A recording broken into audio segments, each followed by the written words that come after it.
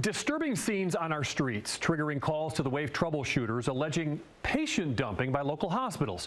Two different $2 million plus patient dumping jury verdicts recently in Kentucky caught our eye. But what really got our attention was where calls to our newsroom led us when we began following up on the complaints.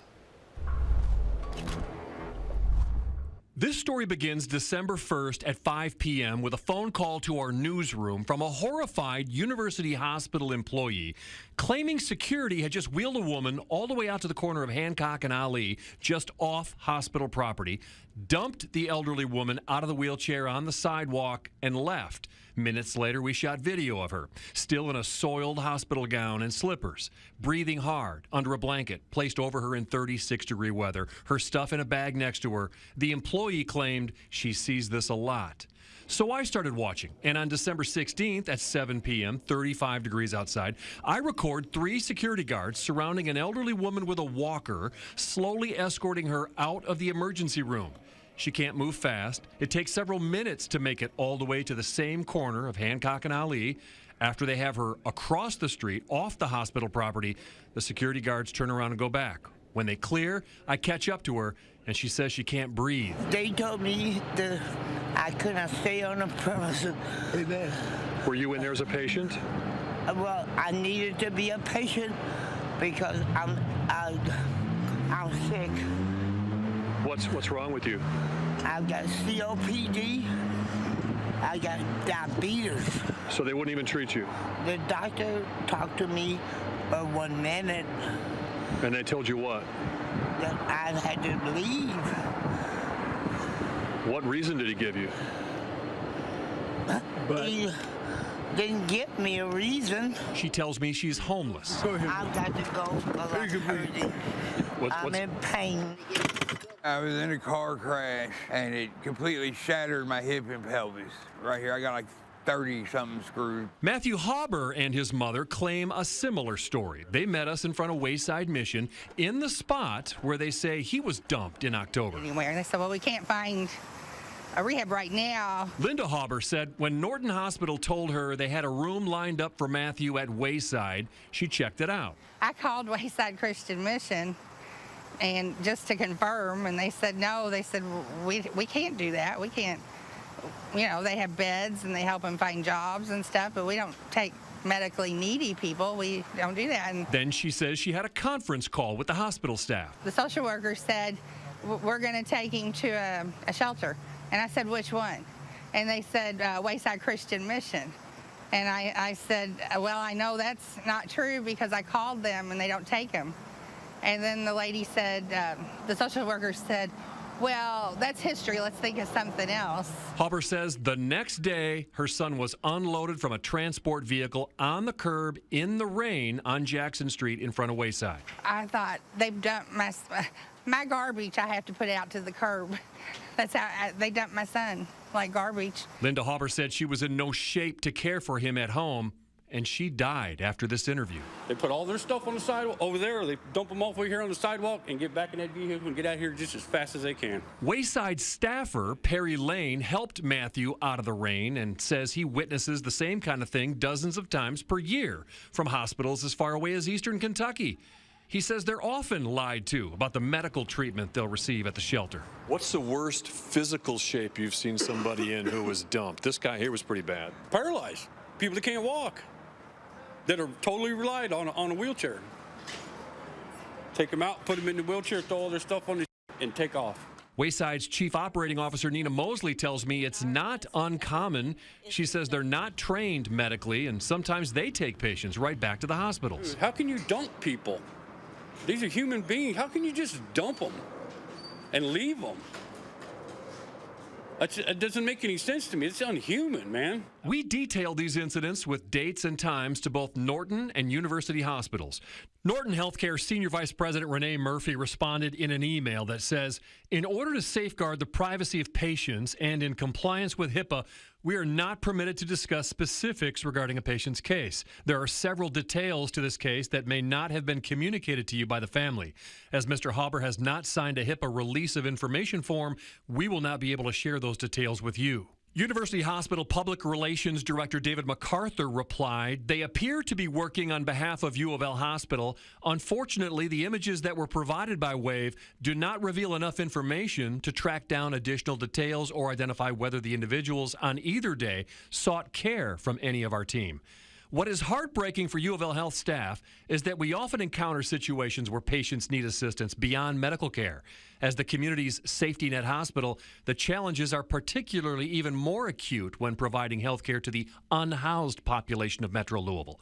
Community resources are limited, and even when they are available, many individuals that may benefit from those resources still refuse assistance. The Emergency Medical Treatment and Labor Act, known as EMTALA, was passed in 1986 as a federal anti-dumping law. It mandates patients who present to a hospital emergency department must undergo an appropriate medical screening examination by a physician to determine whether they have an emergency medical condition. If they do, they must be stabilized and treated, and an appropriate transfer may take place to another facility with adequate capabilities. Juries take the hospital's obligations to treat emergency patients very, very seriously. Attorney Hans Poppe knows that firsthand. He won a $2.3 million patient dumping verdict, most of that in punitive damages, after his client, who was coming to a Lexington hospital by ambulance with a cardiac emergency, was turned away and directed to another hospital. Juries don't like to punish hospitals. There aren't many verdicts in Kentucky history favoring plaintiffs in alleged patient dumping cases,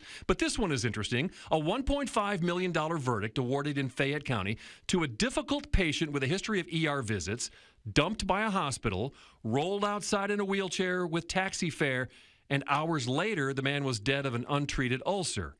After being reversed on appeal, another jury socked the hospital for $1.45 million. So what that tells us is if a jury hears a case and they believe that there has been an EMTALA violation where a patient has been dumped or abandoned by the hospital, they really get upset. Dude, like, I'm worthless, man. We're throwaway. We're garbage, you know? Now, I was contacted this week by a police officer who worked off-duty at University Hospital who says she emailed U of L Health CEO Tom Miller on March 1st about this issue and what she was witnessing, and she says she was then informed she would no longer be working there.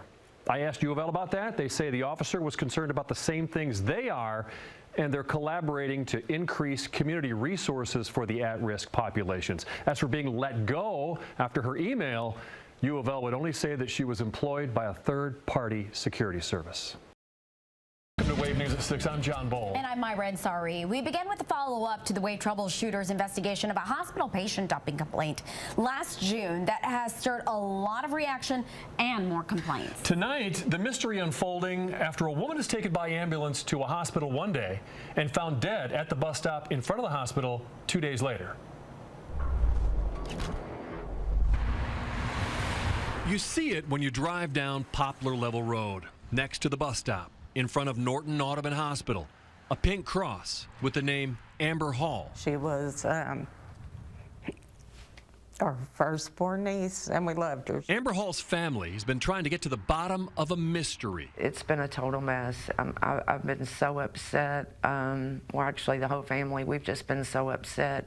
We're in shock. A mystery that started with Amber's ambulance ride to Audubon Hospital September 6th and ended September 8th when she was found dead at the bus stop near the main entrance. She woke up and her stomach was hurting, and she said she was having problems breathing later in the day, and she went to Audubon Hospital by ambulance. She was out in the waiting room for 8 hours before they took her back. And I spoke with her all day long that day, off and on, off and on. Believing she had been admitted, they never heard from her the next day. Then the following morning, September 8th, a visit from the coroner. And the coroner said they found her at 7:30 a.m. Friday morning deceased, but said that she had been dead for a while. They say all the hospital would tell them was Amber had been discharged. They put up a poster seeking witnesses at the bus stop where she was found dead. And we saw two guys walking from the bus stop to the van. pushing an empty wheelchair. And there was somebody wrapped up in a blanket in the corner of leaning up against the side of the bus stop. These two witnesses came forward who don't want to be identified out of fear of retaliation. They were driving by the bus stop at dusk when they say they saw security guards putting a wheelchair back into a van marked hospital security. They got in the van very fast. He just threw that wheelchair in the back, hit the button, and when it popped back up, they still drove off. Which suggests to you that they wanted to get away from the bus stop as fast as possible. The next morning, they snapped these photos of the commotion around the bus stop death from the hospital room of the patient they were visiting. It's sad. I wish I could have done more. I wish I would have done more. Yeah, I wish I would have done more. I mean, maybe when I seen them pushing the empty wheelchair, ask questions, take more pictures, checked on them. And once the witness came forward about her being dumped at the bus stop, it opened our eyes about a lot, and they didn't admit to doing that until we went in and told them that we had a witness that saw what they did with a little 90-pound girl, and if she was in good condition, why would you need a wheelchair to take her down there, and why would it take two of you all to put her in the van to take her down there? They say when Amber doesn't take her liver disease medication lactulose, she suffers an ammonia imbalance in her blood and becomes incoherent. So if she went that long without it, it would have left her dangerously delirious. It's so sad to sit there and die alone in that way and just have somebody shove you out of the hospital somewhere that you're going for help. I can't even imagine what she was thinking, if she was even in her right mind. It appears she wasn't in her right mind. We requested the coroner's report, which listed Amber's cause of death as acute and chronic substance abuse. She had a blood alcohol level of 0.33% and a slightly higher than therapeutic dose level of tramadol, an opioid used to treat severe pain. The family wonders how she got booze after being taken by wheelchair to the same bus stop where she was found dead. Did she drink herself to death, incoherent from ammonia buildup out of despair of not being treated, in severe pain? Norton Hospital's public relations director responded to all this in an email. Discharging a patient who no longer needs emergency medical or inpatient care is not patient dumping. Emergency room beds are needed for patients who require these levels of care. Our thoughts and prayers are with the family during this difficult time. Due to privacy laws, we are not able to comment on a specific patient's care. We can tell you that patients are discharged from the emergency department once a provider examines the patient, provides necessary medical treatment, and determines that inpatient hospitalization is unnecessary. I shared the hospital statement with the family.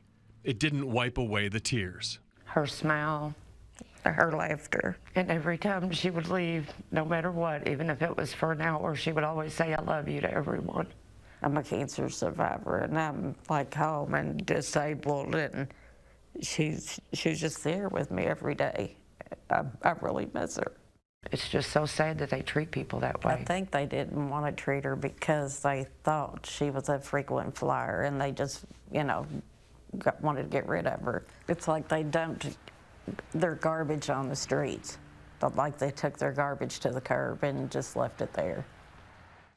Now, the family has retained the attorney that I interviewed in my first report on this issue, Hans Poppe, who recently won a $2.3 million patient dumping verdict in Kentucky. I called him last week. He has no comment yet because he's still compiling information. I'll keep you posted. And I have another report coming up on this issue as soon as I get a response from the hospital that's involved in that one.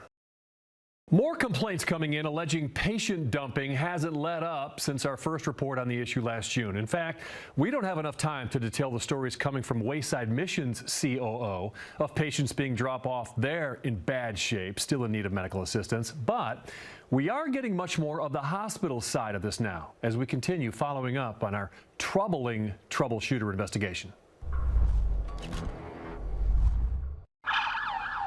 There's a lot going on outside University Hospital, a level 1 trauma center, medical helicopters, ambulances, police, even arrests. But on October 4th at dusk, something else caught the eye of an arriving ambulance crew. And my partner was like, "Look out the back window. They just dumped that guy over there." I see him laying down and I'm like, oh my God, they just dumped that guy on the side of the road and just left. The EMT who came to us doesn't want to be identified out of fear she'll be fired. She described a scene similar to the one I recorded in a previous report, where an elderly woman was escorted by security off the University Hospital property after she said they refused to treat her for COPD and she couldn't breathe. I think it was like 4 security guards and then like 1 Louisville Metro Department of Corrections officer, because he had the LNDC on the back of his vest, and then they were all walking him out. She had a patient to attend to, but snapped a photo. And by the time I come back out and we go down the road, they're already walking away from the guy, and the guy's just laying face down on the road. The photo shows the person on the sidewalk south of the emergency room entrance near Hancock and Chestnut, a less visible sight than the incident we recorded in our previous report a block north of the ER at the busier intersection of Hancock and Ali. After a University Hospital employee told us security wheeled an elderly woman there, dumped her on the sidewalk, and left her like this. The man on October 4th lied there until the EMT returned from another run, brought him some food and drink, then got sent on another run. He was wearing like I think a hospital gown and some shorts, and then he had a hospital blanket over top of him, and he was laying face down. I mean, he was asleep just right there on the concrete. I mean, I was just like, holy crap, how can you treat a person like that?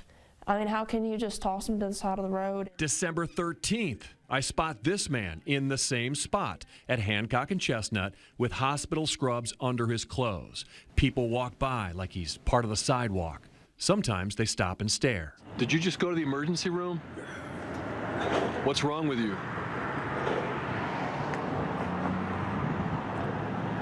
Did they kick you out? Why? What'd they say? He has what appears to be a hospital bag next to him with his name on a barcode and his stuff inside. Is your name Charles? Charles Woods? Did they walk you out of the hospital over to here? Just now? Can you tell me what's wrong? The despair and tears on his face tell me that's a dumb question. A lot is wrong in Charles Woods' life. I honestly don't know what to do, so I call Wayside Christian Mission. They respond within minutes, telling me they're used to this. I hate to say it, sometimes the hospital puts them out here and they have nowhere to go. You gonna take me now? Yeah, yes sir, we're gonna take you down to the shelter now. So come on, let's get you off the street. Let's get you off the street. You don't wanna go in? No, he doesn't. After a long lobbying effort, Charles Woods refuses to go to the shelter. Sleeping bag inside. So they do what they can. We have sleeping bags for them so they don't freeze out here at night. Anything that we can do to help the ones on the streets that don't want to come into the shelter, we'll provide things for them. Now, you know this guy you said? Yeah, I know. Charles Woods, I looked at his... Yes. I see him around a lot, but he's one of the guys that just won't come in, you know, but we try as much as we can to help him out. Literally, at the same moment, I receive an emailed response from University Hospital to my questions about all this. U of L Health cares for anyone who comes to our emergency rooms. In the last year alone, U of L Hospital cared for more than 3,200 patients believed to be among the unhoused population. Many were seen dozens of times, and some more than 100 times. One individual more than 200 times in a single year. If medical care is not needed or no longer needed, we offer to connect them with community resources. When individuals without a medical need refuse community support and refuse to leave, there is no option left but to help them off the property. So we're in a situation where the hospital can't take him. He didn't want to go with you, so what do you do? I just try to provide them everything that Wayside has to offer someone on the street. Most homeless shelters, including us, do not have medical personnel on staff. We can't help someone who needs medical attention. The problem Wayside Mission Chief Operating Officer Nina Mosley has continued to have since our first report in June is multiple hospitals sending patients to the shelter who still need medical care. They had an Uber driver take them over to the shelter, and that gentleman was in terrible shape, could not care for himself any way, shape, or form. To be quite honest, by the time he got here, he had bled all over the back seat of the Uber. She says they often call EMS and send the patients right back to the hospitals. You know, we just hope that there can be an answer to this. And I don't think the hospitals on purpose want to put someone out and put them in a dangerous situation, but I think they're at their wits' end, and then when we get the folks that we're not qualified to take care of and know we're not qualified to take care of, and sometimes don't even have a bed available, then we're at a wits' end. You know, what do we do? What do we do? So we need to get together and think of some solutions. Now, University Hospital finally wrote me today with information on that October 4th incident at the beginning of that report. They say that person went to the emergency room multiple times that day, was screened and treated each time, and was removed off the property because he became aggressive. They say he went back into the ER again after that photo was taken. I've been trying for months to get an interview with University Hospital about this issue. In an email to me, University Hospital says it invests more than $4 million to assist the homeless population, and you can read their entire statement. It's with the story right now on wave3.com.